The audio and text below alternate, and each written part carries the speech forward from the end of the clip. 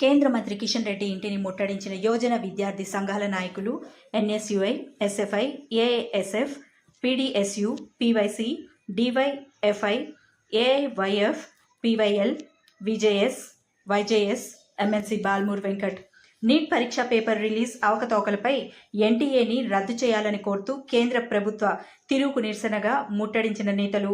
Neat సమస్యపై కేంద్ర మంత్రి కిషన్ రెడ్డి అపాయింట్మెంట్ కోరగా అపాయింట్మెంట్ ఇవ్వకపోవడంతో ముట్టడించిన నేతలు. నల్లకుంట పోలీస్ స్టేషన్కి తరలించిన పోలీసులు. Modi!